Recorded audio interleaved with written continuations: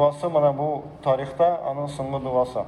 Tarix нәрсә белән бетә беләсез бит, әйме тарихны? Юсуф пәйгамбәрне аның абыйлары, агайлары кыюга ташлыйлар да, аннан кытылып, аннан соң аны алып китәләр коллыкка, аннан соң ул коллыкта анда фитнәләргә эләгеп, Зулейханың ифтирасына эләгеп, аннан соң аны төрмәгә утыртып, төрмәдә күп еллар утырып чыгып, ахырында Allah Subhanahu wa Ta'ala Yusuf Aleyhisselam'ını şunda peygamber ite de anda. Dolayısıyla ürete nini şun barlıqını dürüst ittirip anlarga, şunu arasında tüşlerini de yorarga ürete. Hem şul tüş yorağı bilen Yusuf Aleyhisselam Firavun'un tüşün yuri. Firavun'un tüşün yuri da hem şuşa dürüst yorağan için Firavun аның дөрестлеген күреп, аны министр иттереп куя.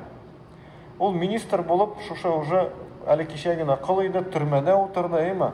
Аннан соң аны Фиргавун аны билгели министр булып билгели дә, шушы министр эшен эшләгән вакытта нәкъ аның шушы аны хыянат иткән, аны үтерергә теләгән агайлары килә Египетка ризык алырга.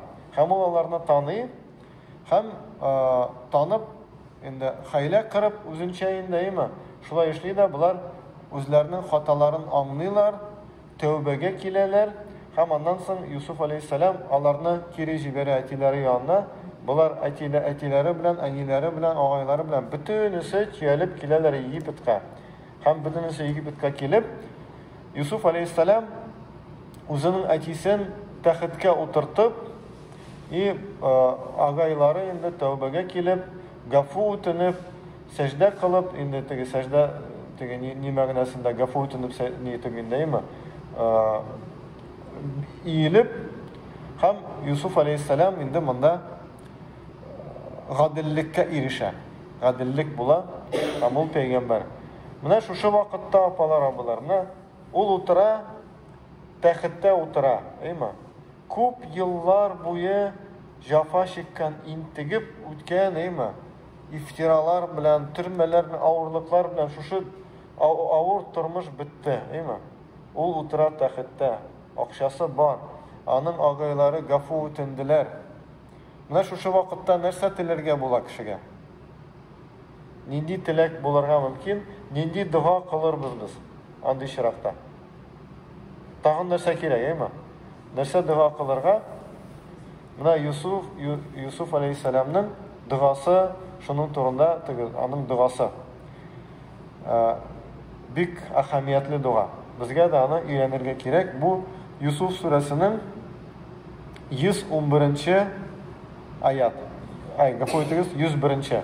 Yusuf сүрәсенең 101-нче аят. Аузу биллаһи минеш шайтанир раҗим.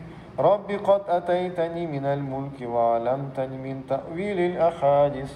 Ey Rabbim, sen mine padşalıkını birdin. Ey Rabbim, sen mine şın barlıkını, yuravını ürettin. Yani bu şın barlıkını anlarga mine ürettin. Fatiri semavati vel ardi ente veliyun fid dunya vel ahira. Sen köklerini hem jirlerini bar etuşe. Sen benim dostum bu dünyada da ahirette de tevaffeni musliman. Sen beni Müslüman bularak bu dünyadan alıp git.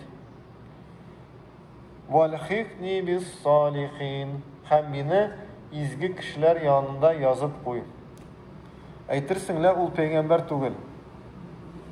Peygamber әле ул пәйгамбер була торып, үзенең соңгы сулышында нинди халәттә булуына әле аның бер нинди дә гарантиясе юк.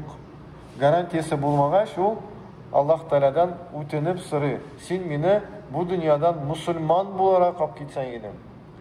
Чөнки шундый чираклар була, Пәйгамбәрбез Мухаммад саллаллаһу алейхи ва саллям әйткән, кеше кайбер чакта җәннәт әһелләре эшләрен эшли, хәтта аңа җәннәткә керергә бер терсәк кадәр генә кала, юк.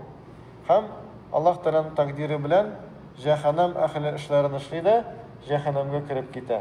Җә була шундый чираклар ди, кеше җәһәннәм әхилләре эшләрен эшли, инде аңа җәһәннәмгә керергә бер генә терсәк кала, һәм Аллаһның тәкъдире белән бу бер җәннәт әхилле эшләрен эшли дә, һәм Аллаһның рәхмәте белән җәннәткә керә.